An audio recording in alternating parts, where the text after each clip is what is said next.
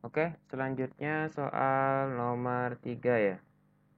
Oke, soal nomor 3 itu kita buka dulu ya. Dapatkan modulus Z1 per Z2 untuk Z1-nya itu sama dengan 2 min I dan Z2-nya sama dengan 1 min 2I ya. Oke, nomor 3 itu Z1-nya itu adalah 2 min I dan Z2-nya itu adalah 1 min 2I. Nah, berdasarkan sifat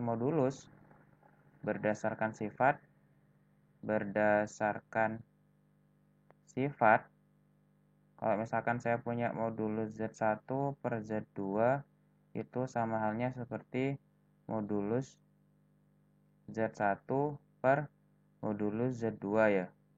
Jadi kita harus tahu modulus dari 2 min I per modulus dari 1 min 2I ya. Seperti ini.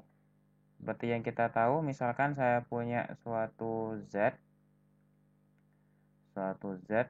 sama dengan A plus IB, berarti modulus Z itu adalah akar A kuadrat plus B kuadrat, seperti itu. Berarti ini sama dengan akar 2 kuadrat ya. 2 kuadrat plus min 1 kuadrat per akar 1 kuadrat plus min 2 kuadrat. Ini sama dengan akar 4 tambah 1 per akar 1 tambah 4 ya. Ini sama dengan akar 5 per akar 5 sama dengan 1.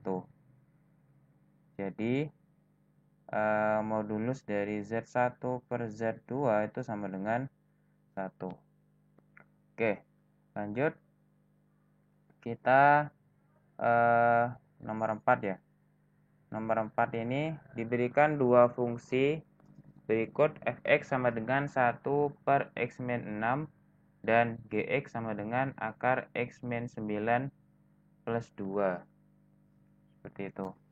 Tentukan domain dan range dari masing-masing fungsi tersebut.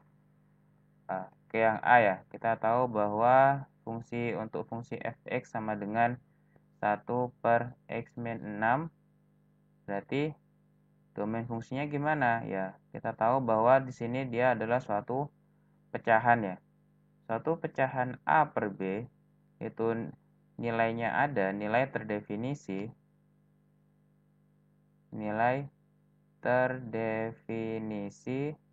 jika B-nya tidak boleh sama dengan 0 kan ya.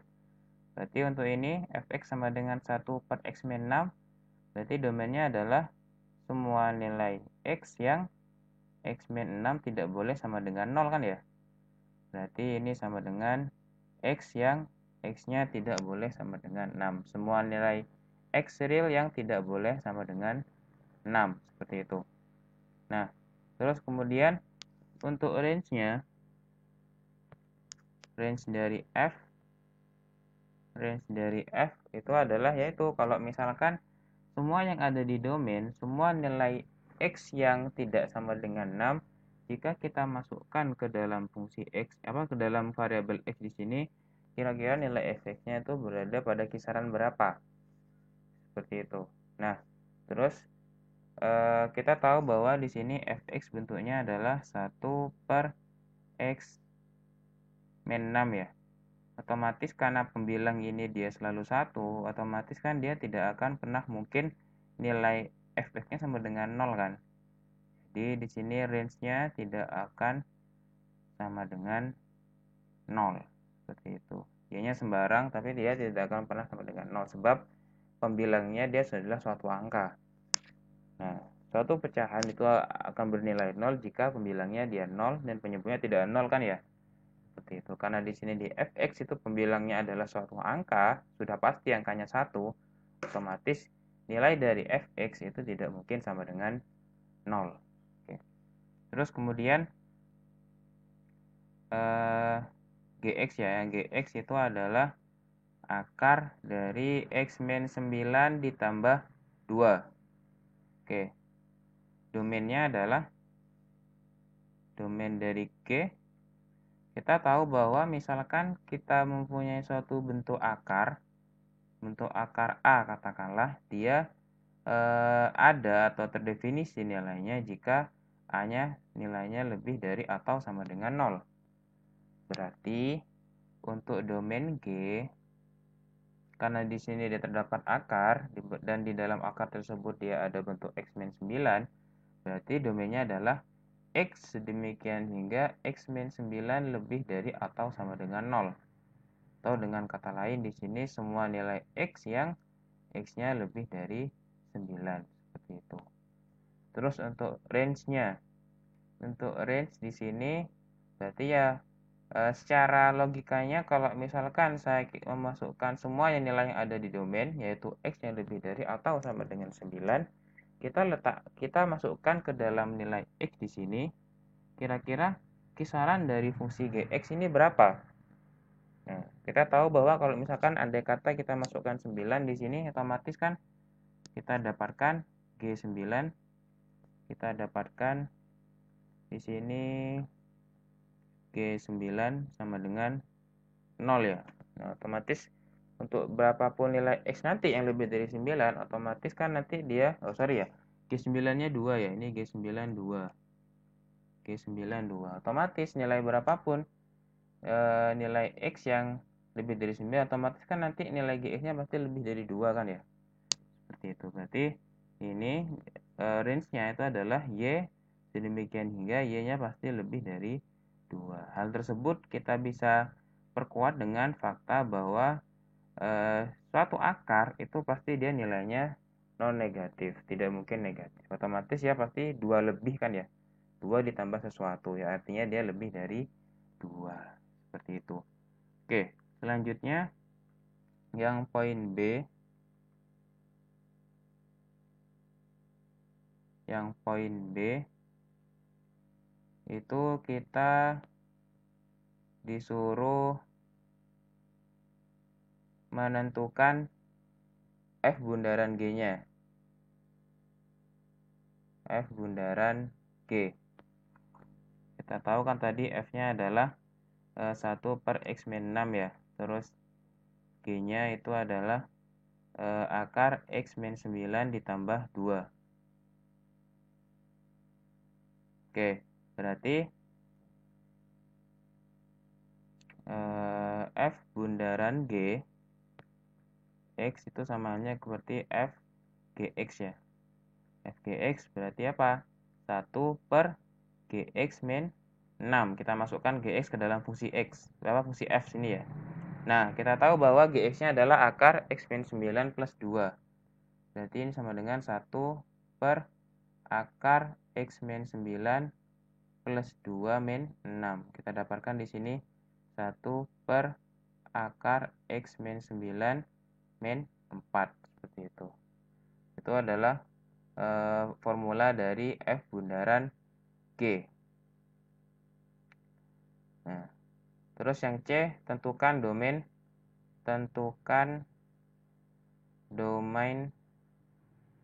dari F bundaran G X. Nah, F bundaran Gx itu, nah seperti kita tahu bahwa misalkan kita punya suatu fungsi komposisi, katakanlah di sini ini ya. Ini saya coba gambar.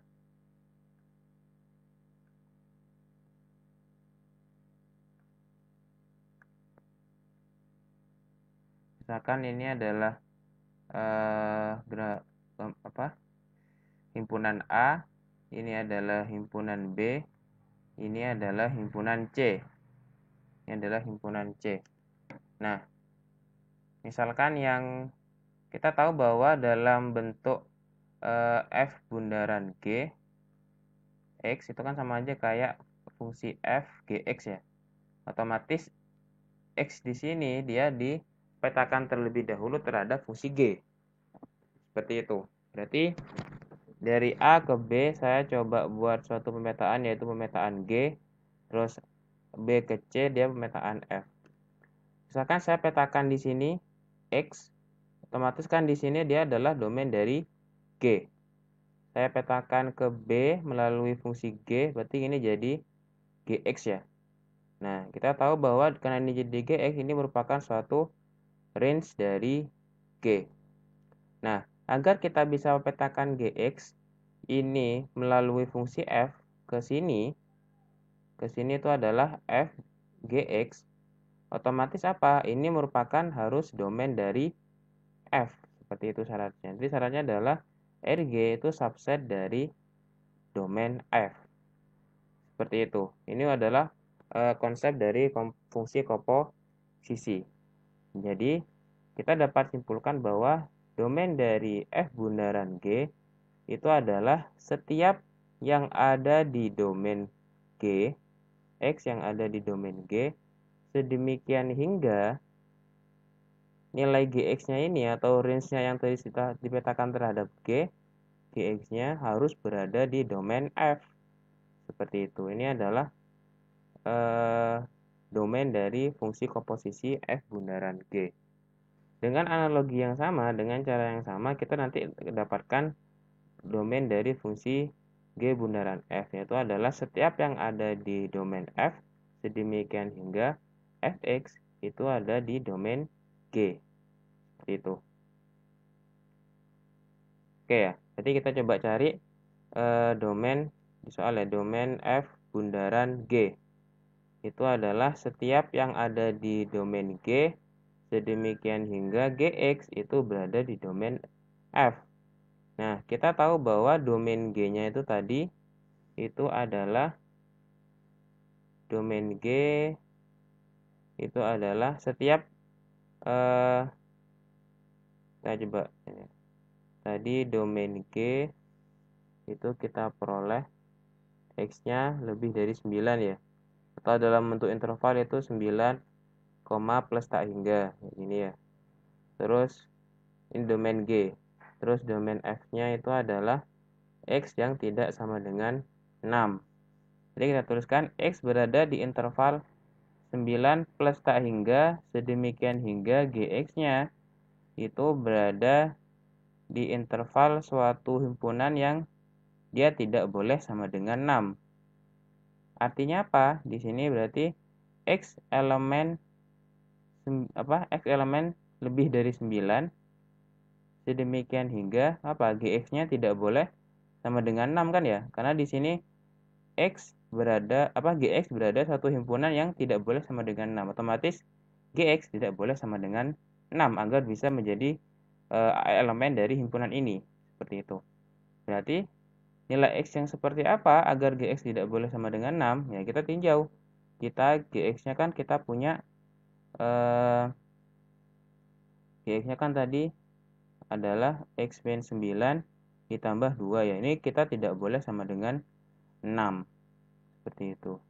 Ya sudah, berarti kita dapatkan X min 9 tidak boleh sama dengan 4. Terus ini X min 9 tidak boleh sama dengan, kita masing-masing ruas kita kuadratkan. Jadi tidak boleh sama dengan 16. Atau X tidak boleh sama dengan 25. Berarti ini adalah sembarang X yang berada di 9, plus tak hingga atau lebih dari 9 sedemikian hingga, tapi untuk X tidak boleh sama dengan 25. Seperti itu. Atau bisa nulisnya seperti ini ya, 9, plus tak hingga dikurangi dengan 25. Seperti itu. Atau pakai notasi fungsi juga ya, boleh seperti ini. Terserah ya, ini cuman opsi penulisan saja ya. Ya, ini dari sini juga boleh, ini boleh, ini juga boleh. Atau juga ada yang nulis seperti ini ya, misalkan X sedemikian hingga X lebih kurang dari sama dengan X kurang dari 25 atau X yang lebih dari 25. Seperti itu, ini juga boleh. Seperti itu ya. Oke, itu yang nomor 4. Terus yang nomor 5 itu disuruh mencari limit ya kalau nggak salah ya. Limit X menuju tak hingga dari X pangkat 4 plus 2X kuadrat min X kuadrat ya. Seperti itu, X kuadrat.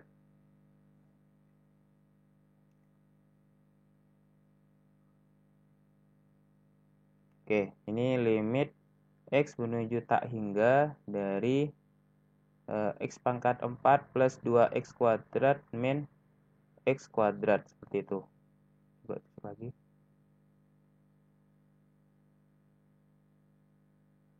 Oke, sama ya. Nah, ini kalau misalkan kita masukkan nilainya, misalkan kita masukkan nilai X yang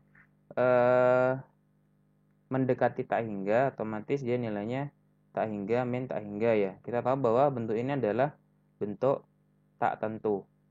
Bentuk tak tentu.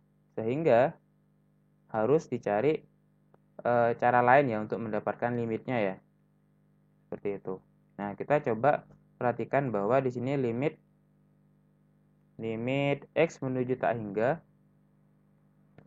limit X menuju tak hingga dari akar X pangkat 4 plus 2X kuadrat min X kuadrat, itu kita bisa tuliskan kembali menjadi limit X menuju tak hingga dari akar X pangkat 4 plus 2X kuadrat min akar X pangkat 4 kan ya. Seperti itu. Nah, selanjutnya kita coba kalikan dengan sekawan. Jadi, tipsnya jika mengerjakan soal limit yang berhubungan dengan pecahan, kita harus curiga bahwa dia harus dikalikan dengan sekawannya. Seperti itu untuk menyelesaikannya ya. X pangkat 4 plus 2X kuadrat dikurangi, ditambah ya berarti sekawannya ya. X pangkat 4 per X pangkat 4 plus 2X kuadrat plus X pangkat 4. Seperti ini. Nah, ini kan bisa kita lihat ini sebagai A, ini B, ini A, ini B. Berarti kita tahu bahwa A ditambah A dikurangi B dikali A ditambah B itu kan sama dengan A kuadrat min B kuadrat kan ya. Berarti ini sama dengan limit X menuju tak hingga dari akar X pangkat 4 plus 2X kuadrat kita kuadratkan kan berarti akarnya hilang ya. Berarti jadi X pangkat 4 plus 2X kuadrat min X pangkat 4.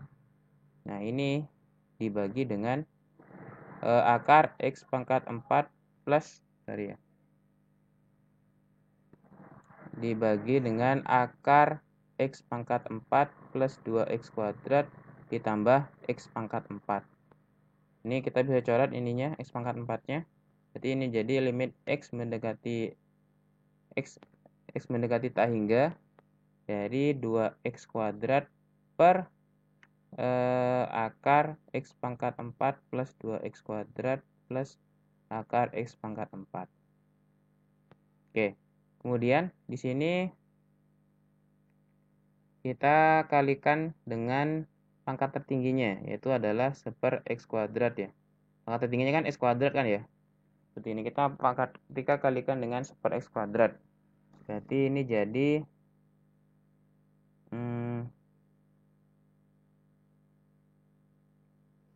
2 per akar, karena X kuadrat masuk ke akar kan jadi X pangkat 4 ya, otomatis ini jadi 1 plus 2 per X kuadrat ditambah 1 ya, seperti ini. Nah, di sini otomatis berarti jadi ini limit X menuju tak hingga ya, jangan lupa. Ini jadi 2 per akar 1 plus 0 ditambah akar 1. Ini berarti jadi 2 ditambah 1 ditambah 1 ya. Jadi sama dengan 2/2 sama dengan 1. Jadi limit X mendekati tak hingga dari X pangkat 4 plus 2X kuadrat min X pangkat 2 ini sama dengan 1. Seperti itu. Oke, semoga bermanfaat. Semoga lancar ujiannya. Terima kasih. Wassalamualaikum warahmatullahi wabarakatuh.